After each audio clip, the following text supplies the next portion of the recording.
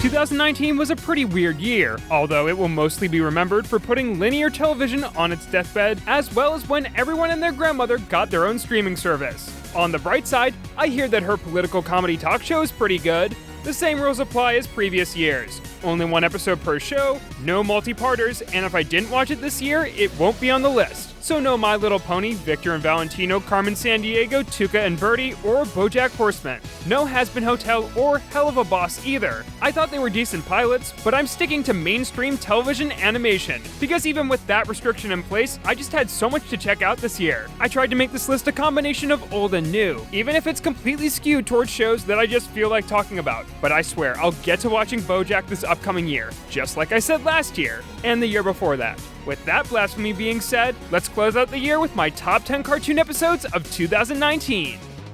Watch me backflip, watch me backflip, let me work my magic. There are no backflips in this show. Also, why is this a show?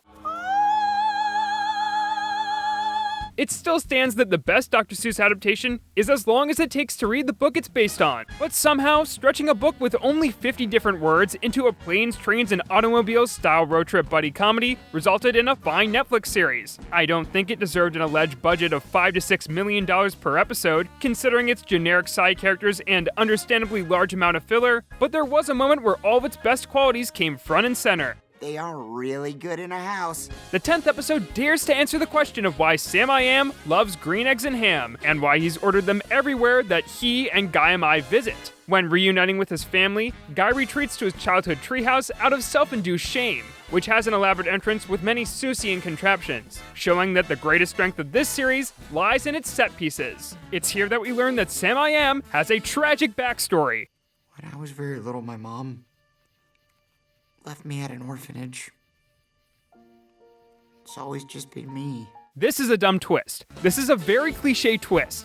And yet, this is a twist that works. It makes sense with how clingy Sam has been as a character and was built up through lots of misdirecting dialogue that is brought back here. Combined with another twist directly after that shakes up the entire dynamic and goals of the series, and Green Eggs and Ham suddenly earn my respect. I mean, I don't think the first twist was good enough to be sequel bait for a second season, but it successfully made Sam I Am a morally great character, so the compliment still stands. The phrase I always come back to when trying to describe Amphibia is well-rounded. You may have seen something else with a similar tone or storytelling, but it's still a solid package worth checking out. Halfway through, it comes into its own, gradually getting rid of its overused plot formulas and playing around with scenarios that really test the characters. Toe Tax is a prime example of these changes taking hold, as it increases the scope of the series by introducing a gang of ruthless tax-collecting warriors from the far-off Toad Tower. Feeling that she hasn't found her place in the small village of Wartwood, our human protagonist Anne hangs out with the gang in an attempt to earn the town's respect. But when the Toads threaten the people she loves, Anne looks past how she's perceived and stands up for what is right. All I wanted was this town's respect. But just because these people treated me crummy doesn't mean I'm gonna do the same to them. I'm done with this. I don't care if they've broken the law. You can't treat people like this! I'm not the biggest fan of Sprig's basic subplot where he uncovers a political conspiracy, but if you're on the fence about digging into Amphibia after watching the pilot, then this makes for a decent second impression. Nearly every supporting character makes an appearance, there's a little bit of action, a little bit of setup for an ongoing story arc, a little bit of well-earned development, and one of the funniest jokes in the show. Bog, I am telling you, he paid his taxes. He made me watch. So then you add up your deductibles, and oop, guess what, Ann?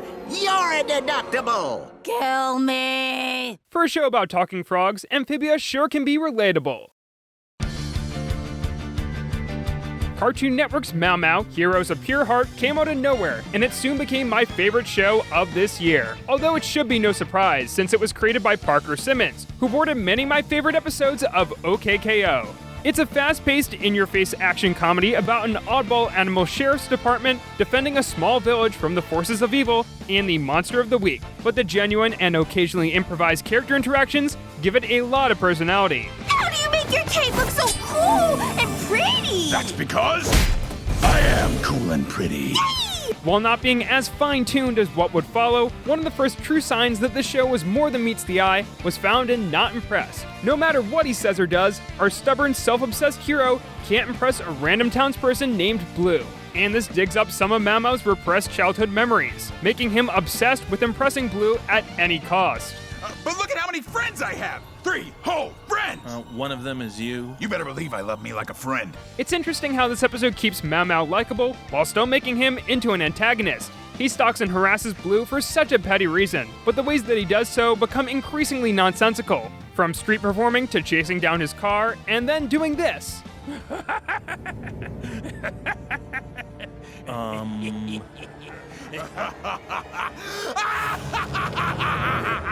A moment like that is followed up by Mao Mao going to therapy with the very person he was stalking to discuss his complex relationship with his father.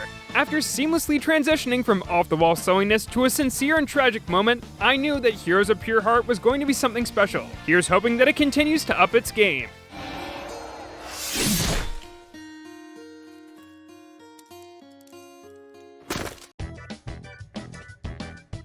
Every few years, The Simpsons will have a genuinely great outing, and that usually only happens when they devote an entire episode to a parody of something more relevant. Behind the Laughter, 24 Minutes, and Barthood are all fan favorites from after the Golden Age because their formats provide great framework for new character interactions and gags. And the same can be said about Season 30's Woohoo Done It. This isn't even the first time they've aped a certain style of documentary, but their take on true crime shows gives the writing the freedom to constantly be self-aware. She saved me from a dateless prom. He saved me from a life with my sisters. Those two are monsters. Cut to them, you'll see. What are you filming us for? The alibis of each Simpsons family member move from trope to trope, with overdramatic narration, shoddy reenactments, and phone call transcriptions. The ending even has Homer kicking the camera crew out of his house, with the audience learning the answer to the episode's mystery outside of the documentary. Breaking the format makes the plotting of the ending a little confusing, but otherwise the mystery is fairly solid, and it has a good attention to detail. Like they brought Will Forte back to reprise a minor role from season 25 that no one remembered, showing that the crew really cared about making Woohoo Done It the best it could be, even if it's definitely not the most original thing they've ever done. Every Simpson is innocent. Until proven guilty. No, just innocent. What are you doing? Stop panning across the family. They didn't do it. With its second season, Craig of the Creek's highs became its standard, and I love its take on a family Thanksgiving and how the setting has expanded. But I think Sour Candy Trials sums up what I like about it the best. Craig is challenged to eat a sour hard candy, and his experience manifests as a spiritual quest through his mind, guided by stylized versions of his family. Dad? What happened to you? Life gave me lemons, Craig. So I made lemonade! Each layer of the hard candy presents a new challenge in a new locale. The location of the creek has so many inspired nooks and crannies, but this premise allows the storyboard artists to tap into the psychedelic, with deserts and temples themed around Craig's journey. Their facial reactions are top-notch too. Sour spit! Make it stop! I really like how distractions from the real world are integrated into the fantasy, like how the insults of a bully named Big Red are reflected inside Craig's mind as a giant squid. Within this strong crossover between fantasy and reality, the episode doesn't forget about Craig of the Creek's core values of family and friendship. Craig just needs to focus to overcome his obstacles, and that message helps ground their strangest episodes so far. Considering that the bread and butter of this series is how true to life it can be, the high quality of an episode like Sour Candy Trials says a lot about the versatility of Craig of the Creek. The candy, it's not sour anymore. The sweet goodness hidden deep inside is starting to shine brighter than ever before. It's delicious! Infinity Train lived up to the high expectations its pilot set years ago. It tackled mature themes, introduced lovable and mysterious characters, and told an interesting, if slightly contrived, mystery. But to me, the unlimited imagination found in each train car was one of the main draws of this first book. The Chrome cars stuck out to me for being a random high-concept story, but one that still played to the aforementioned strengths. In the titular Chrome car, our temperamental teen Tulip is tricked into changing places with her mirror image. I love the idea of your reflection being a version of yourself that looks at all of your actions from a different perspective. Here, it helps Tulip confront some of her own problems with communication. I have to do everything you do, remember? You're always in your room ignoring everyone. You never ask for help. The episode's time is split equally between the characters and the warped world of this train car. Unlike others that sideline the characters or focus too much on plot for my liking, I'm also a sucker for dashes of classic science fiction novel weirdness when well implemented, and the Reflection Police perfectly fit that bill. The scene of them putting on gloves and masks to appear more human is eerie, but it's a standout moment for that very reason. The Chrome Car also appears to have a lot of impact on the upcoming second book. Having each set of episodes be its own unique story is a novel concept, and I hope that these elements don't lose a sliver of their greatness when Infinity Train returns.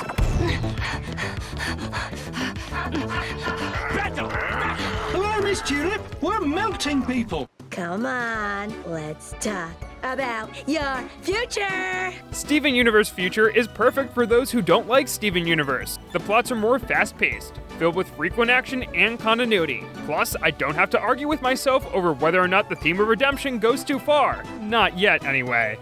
As of writing this, the episodes we've gotten have been mostly very simple and laid back, but I don't think that I've ever been more invested long term. In some cases, I may need more context in order to fully appreciate some of the characters, but I'm a big fan of how Future has begun. The opening shows us how the Crystal Gems have cultivated a society for gems of all kinds to learn about Earth and about themselves, giving a little moment to all of the principal players in the process. This is the kind of thing I expect from a reintroduction episode, not sequences where Steven casually confronts and willingly fights one of his toughest foes. If you think you're hard enough to tell me what to do, then fight me and prove it. Fine. Really? The sudden turn the story takes fits with Steven's dedication to helping others. After what he was able to do with Little Homeschool, of course he would be haunted by the only person that refuses to accept his assistance. The new storyboard artists do great work here, especially when illustrating Jasper's dominance and Steven's frustration. As per usual, it's really entertaining to see Steven completely lose it, especially after his stress is channeled into a mysterious new pink transformation, one that Future seems to be building up quite a bit. These new powers do a lot to enhance the following fight. I'm not analyzing it frame by frame, but I like it. There's a lot of ability variety, good use of the environment, and the characters shine through their fighting styles. After so many conflicts being mainly resolved with words, getting a beefy battle supported by a clear emotional struggle is a well-needed breath of fresh air for Steven Universe. Although I could do without this long Steven. He really creeps me out. The title Rise of the Teenage Mutant Ninja Turtles implies that the characters are going to grow into the heroes we want them to be. And over the course of its first season, both the Turtles and their new show have done that very thing. Rise has put their best foot forward with their half-hour episodes, and that doubles for the Season 1 finale, Endgame. And so we enter Endgame. I wasn't fond of Splinter in the early episodes, but he proves that he is willing to do anything for his son, even destroy the last connection to his family's clan. Despite getting captured beforehand, the Turtles are also quite competent and likable here, realizing that the best way to defeat their most fearsome enemy yet is just by being themselves. It is not training, or rules, or tradition that makes you special. If I'd had faith in how special you each are, none of this would have happened. It's a corny conclusion to come to, but all the episode's themes build up to it, and the triumphant slogan of "We be we" that the group repeats is really charming. The Shredder makes his first formal appearance in this incarnation as an overly powerful dark armor worn by head villain Baron Draxum. It's another great way in which this series has taken on classic franchise concepts while retaining its specific flavor. Of course, the energetic frenzy that is the action and animation continue to go above and beyond, especially when so much else in Rise of the TMNT has. Looks like all that change has been for the better. You are going to face a brand new opponent that is back to its old self. The Teenage Turtles who are ninjas and mutants! Really? Is that the best we've got? Somehow, the DuckTales reboot introduced a brand new main character and evil moon aliens while not jumping the shark. Instead, it put said sharks in parkas and had them take down the evil moon alien spaceship after they invade Earth and try to make it a moon of the moon. Moonvasion has all this and more. So much more. Including a melon that looks and sounds just like Mickey Mouse but isn't Mickey Mouse because he is banned from appearing on this show. This one brings back material from just about all 40 episodes so far in a double-length special that screams, we weren't sure if we'd get renewed for another season, so here's a potential final episode. It's like that funny YouTuber joke where I pretend like the video's over, but then it turns out that it just keeps going. Ha ha ha! I'm just gonna put an ad break here instead. The DuckTales production crew may have accidentally shot themselves in the foot, because Moonvasion is going to be really hard to top. Every returning character or location gets involved with the plot naturally, helping to bring the conflict of the Moonlanders to a global scale. I've decided you're doomed. My time would be better served preparing your places in the afterlife. Cheerio. Not reassuring that he went down instead of up. The final minutes bring the battle to space, which, as a nerd might say, feels like the end of A New Hope, where the heroes have to destroy the villain's ship after encountering him. Or, as a gamer might say, it's like a final boss that has a second phase, and either way, it makes the conclusion extra satisfying. There's plenty of more intimate moments too, with things slowing down halfway through to bring character arcs together and bring Flintheart Glomgold into the fold. Arguably, Whatever Happened to Dilla Duck is just as good of an episode of the DuckTales reboot, but this one has Flintheart Glomgold, so it's no contest. Just look at that tail wiggle. Ha! No take backs on Christmas! I checked out a lot of the episodes suggested to me on Twitter, but there were far too many for all of them to land on the list. She-Ra had a very strong year, and once again, I had an unpopular favorite, Once Upon a Time in the Waste, a really funny Catra story that showed how commanding she could be, in contrast to how Adora acted in the same scenario just a few episodes earlier. The best part of a semi-crappy South Park season was surprisingly an episode all about crap.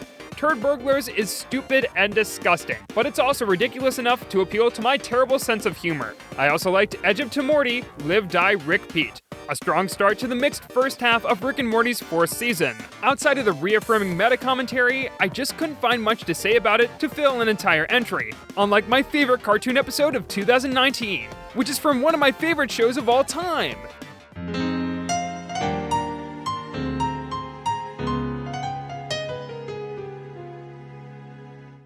The third season of OKKO culminated in a big tournament/final battle that bit off a little more than it could chew, but still brought the story to an end. Most would call it quits there, but Thank You for Watching the Show asked a simple question: now what? After the fight is won, when the hero has figured out who he's supposed to be, he grows up, and KO experiences this as years of his life flash before his eyes. We see this through a number of fake episode title cards, each with their own mock production numbers that ends at 1,000.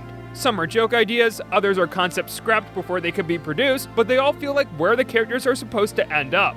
If you've been watching the show since the beginning, then it's incredible to see all these random background and side characters getting proper send-offs, like Skateboard Nerd dying, Chameleon Jr. becoming a Mormon, and Mr. Cardsley going to hell. All of OKKO's signature in-jokes are intact, ranging from references to Cartoon Network's most obscure characters to callbacks to jokes from previous parts of the episode. In the final stretch of reveals, the music swells, giving the ending a bittersweet dreamlike quality to it. No wonder I often enjoy watching it before I go to sleep at 1 in the morning. But even though it blows through a full season's worth of premises in a little more than 10 minutes, the episode doesn't go back on any of its events. It all happened and it's all canon, especially the ships. We heard you like marriage, so we thought, why don't we all marry each other? Ta-da! This is like thinking that a book is over after 3 chapters, but then it turns out that the book is much, much longer. It's not fair! We were supposed to go on more adventures! As great as it is that this episode doubles as a passive-aggressive commentary on OKKO's sudden cancellation, it's also a terrific exploration into KO's mind. Everything is told through his perspective. KO is haunted by a future that he doesn't understand, with the memories of his past becoming more and more distant. Once he accepts the importance of living in the moment, KO becomes a part of the moments that his life presents him, and only then is he able to completely grow up and become the hero that he's always strived to be. I thought I was gonna grow up too fast and miss everything, but I think I managed to make the best of it. I've watched this episode close to 6 times, especially the last 4 minutes, and it's yet to get old. Yeah, it's fan servicey, it has like 11 storyboard artists, and probably crams too much content into only 11 minutes, but there's nothing else like it. Thank You for Watching the Show includes every single aspect that made OKKO Let's Be Heroes appealing to me in the first place. Sometimes I forget that it was the series finale, because everything that it does feels too good to be true. I would trade this episode away in exchange for a season 4 in a heartbeat, but it has a passionate and magical quality that touched me in a way animation rarely does. Hopefully, I was able to make just as much of an impression this past year with my videos. I experimented a bit with format and presentation, but above all else, I'm quite satisfied with nearly every main piece of content I released. I can't give enough thanks to all the viewers and creators who've supported me on this surreal journey, especially my friend Brick, who helped edit a few videos. The future of this channel continues to look bright, and in the final video of this year, we're going back to the decade where it all began. I'm NICKtendo, and thank you for watching.